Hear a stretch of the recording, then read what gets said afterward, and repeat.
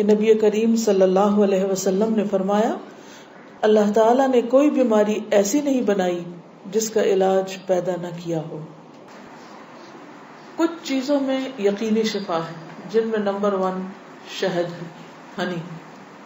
ابو سعید رضی اللہ عنہ سے روایت ہے کہ ایک آدمی نبی صلی اللہ علیہ وسلم کی خدمت میں حاضر ہوئے اور عرض کیا کہ میرا بھائی پیٹ کی تکلیف میں مبتلا ہے۔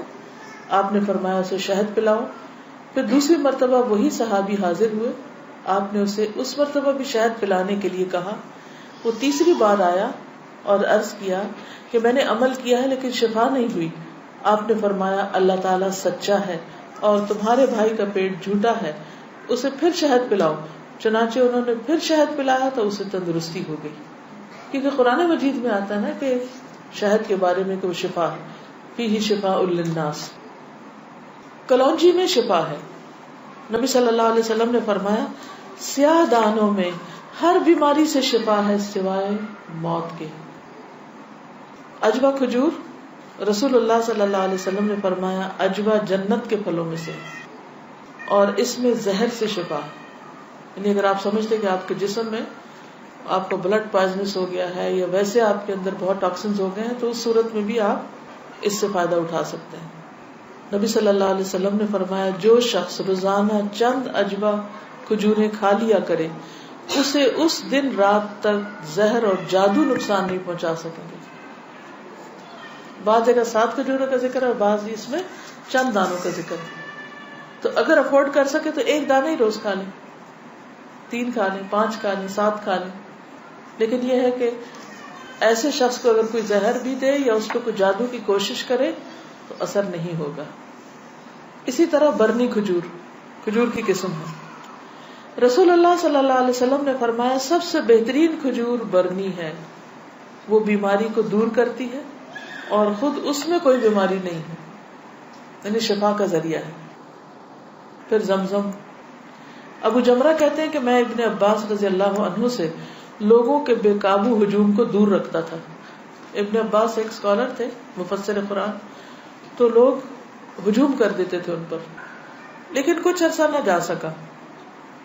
بعد میں جب حاضر ہوا تو ابن عباس نے مجھ سے اتنے دن نہ آنے کی وجہ پوچھی۔ میں نے عرض کیا کہ مجھے بخار ہو گیا تھا۔ ابن عباس کہنے لگے کہ رسول اللہ صلی اللہ علیہ وسلم نے فرمایا بخار جہنم کی گرمی کے اثر سے ہوتا ہے، اس لیے اسے آب زمزم سے ٹھنڈا کیا کرو۔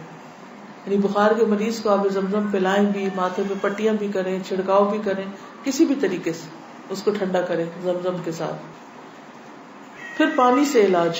نبی صلی اللہ علیہ وسلم نے فرمایا جب کسی کو بخار ہو جائے تو 3 رات سحری کے وقت اس پر ٹھنڈا پانی بہایا جائے، یعنی صبح ارلی مارننگ۔ اب یہ وقت آپ نے خود مقرر کیا ہے، اس لیے اس وقت کی پابندی کرنا مسنون طریقہ ہوگا۔ بعض اوقات لوگ خود سے خود ایسی چیزیں اپنے لیے لازم کر لیتے ہیں، وہ ٹھیک نہیں۔ پھر ہے گائے کا دودھ۔ عبداللہ سے روایت ہے کہ رسول اللہ صلی اللہ علیہ وسلم نے فرمایا اللہ تعالیٰ نے بڑھاپے کے علاوہ ہر بیماری کا علاج نازل کیا ہے۔ گائے کا دودھ لازمی طور پر استعمال کیا کرو کیونکہ یہ ہر قسم کا درخت چرتی ہے، یعنی جو جانور مختلف درخت چرتے ہیں پھر ان کے دودھ کے اندر اس کا اثر آ جاتا ہے، یعنی وہ ایک طرح سے ان کے دودھ میں بہت ساری میڈیسنز خود بخود شامل ہو جاتی ہیں۔ حجامہ کے ذریعے علاج۔ ابن عباس بیان کرتے ہیں نبی صلی اللہ علیہ وسلم نے فرمایا بہترین دن جس میں تمہیں سینگی لگوانی چاہیے وہ چاند کا 17واں، 19واں اور 21واں دن ہے۔ معراج کی رات فرشتوں کے جس گروہ کے پاس سے بھی میں گزرا اس نے یہی کہا اے محمد صلی اللہ علیہ وسلم سینگی لگوانے کا اہتمام ضرور کرنا، یعنی حجامہ ضرور کروانا۔ فرشتوں کی ہر جماعت نے آپ کو یہی مشورہ دیا۔ انس رضی اللہ عنہ کہتے ہیں کہ رسول اللہ صلی اللہ علیہ وسلم نے فرمایا جب تم میں سے کسی کا خون بھڑکنے لگے، یعنی بلڈ پریشر ہو جائے، بی پی ہائی ہو جائے، تو وہ سینگی لگوائے، کیونکہ خون کے جوش مارنے سے آدمی کی موت واقع ہو سکتی ہے۔ یعنی بعض اوقات بی پی کے ہائی ہونے سے انسان مر سکتا ہے۔ پھر کھمبی کے پانی میں شفا ہے۔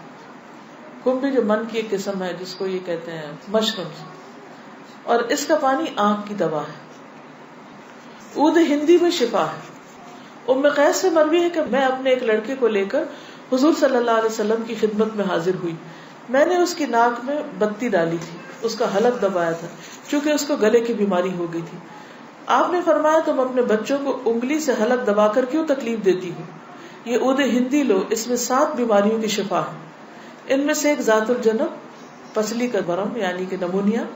اگر حلق کی بیماری ہو تو اس کو ناک میں ڈالو، اگر ذات الجنب ہو تو حلق میں ڈالو.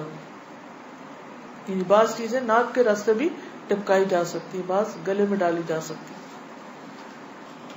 جنگلی بکری کے گوشت میں شفا، ہنٹنگ کا جو گوشت ہے نا. انس بن مالک سے روایت ہے کہ رسول اللہ صلی اللہ علیہ وسلم نے فرمایا ارق النساء سے شفا حاصل کرنے کے لیے جنگلی بکری کے ران کے اوپر والے کمر سے متصل حصے کو پگھلایا جائے، پھر اسے 3 حصوں میں تقسیم کیا جائے اور مریض نہار منہ 3 دن یعنی ہر روز ایک حصہ پیے. یعنی اس کو سوپ بنایا جائے، پگھلایا جیسے مراد یہ کہ اس کو بالکل اس کو ملیدہ بنا لیا جائے. کون سے حصے کو؟ ران کے اوپر کے حصے کو. تلبینہ.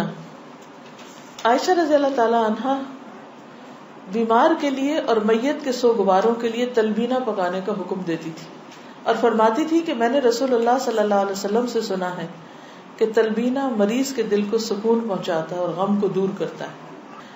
مہندی.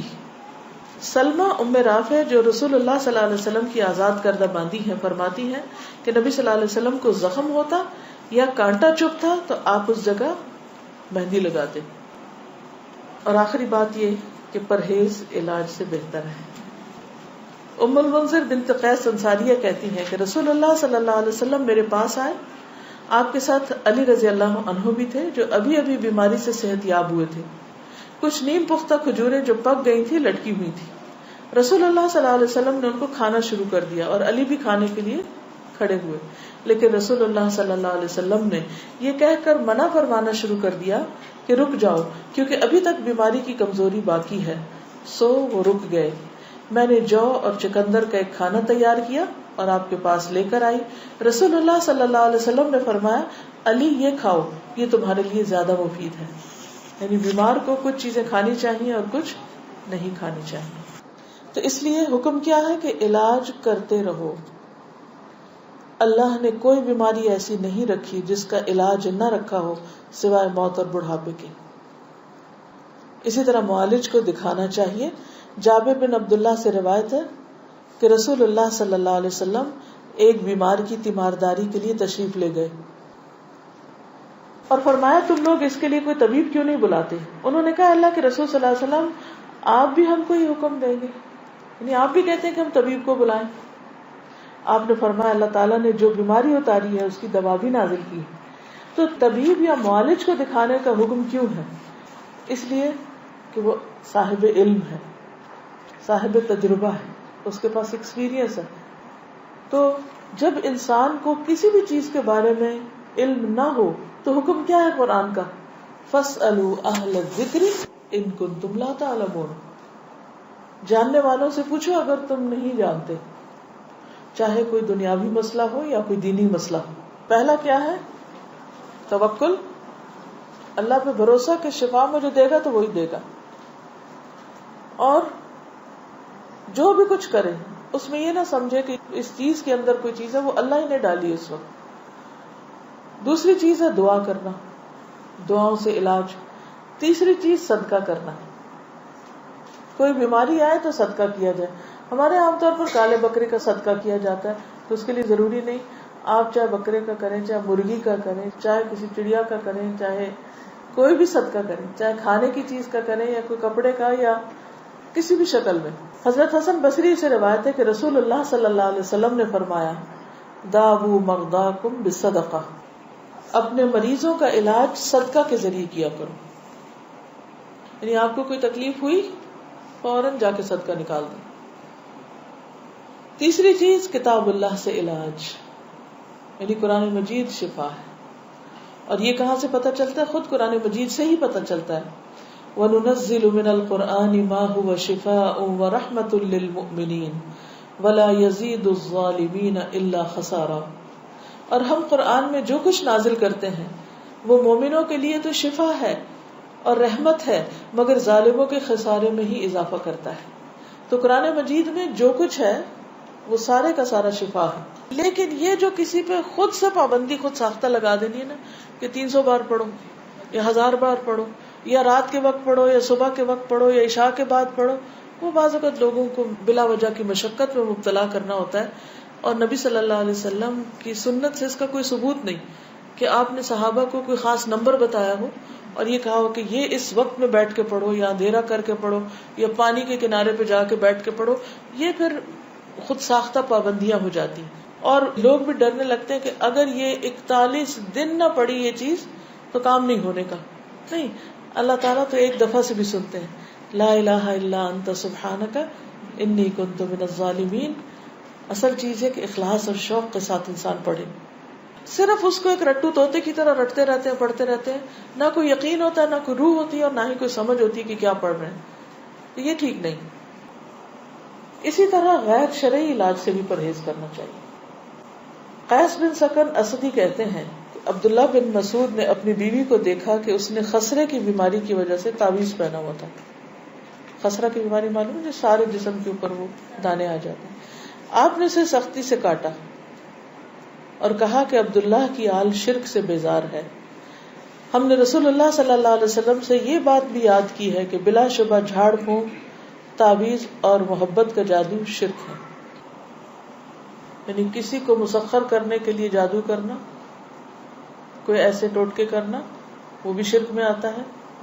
یعنی بعض خواتین ہوتی ہیں نا، وہ اپنے شوہر کا دل جیتنے کے لیے بابوں کے پاس چلی جاتی ہیں، وہاں سے کچھ عملیات کرواتی ہیں، تو یہ شرک میں آ جاتا ہے.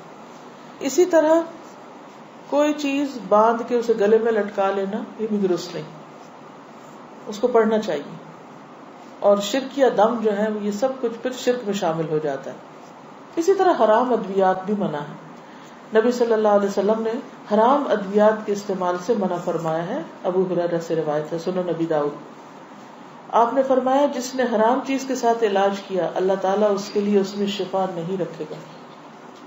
یعنی حرام شفا نہیں دیتا، وہ مزید کسی بیماری کو بڑھانے کا ذریعہ بن جاتا ہے. آج کل آپ دیکھیں کہ کتنا زیادہ سائیڈ ایفیکٹس کے بارے میں آپ سنتے ہیں. تو بعض اوقات ایسی دوائیاں جو ایک مرض کو بظاہر کیور کرتی ہیں، وہ اپنے ٹاکسنز اور جگہوں پر اتنے زیادہ پیدا کر دیتی ہیں کہ جس سے ایک مرض جاتا ہے تو ایک اور نکل آتا ہے، وہ مکمل شفا نہیں ہوتی. الکوہل سے علاج کرنا منع ہے. بعض لوگ کھانسی وانسی میں وہ دیتے ہیں نا برانڈی، اور کہتے ہیں بس ایک چمچہ بچے کو پلا دو تو ٹھیک ہو جائے گا. چاہے اس سے وہ ٹھیک ہو بظاہر، لیکن وہ مزید مرض پیدا کرنے والی ہے، وہ شفا کا ذریعہ نہیں بلکہ بیماری ہے. نبی صلی اللہ علیہ وسلم نے جو فرمایا کہ 3 چیزوں میں شفا ہے، اس میں ایک شربت اصل، شہد پینا، اور دوسرا شرطت محجم، یعنی اس کے کٹ میں وہ جو حجامہ والا کٹ لگاتا ہے، اور تیسرا داغنا.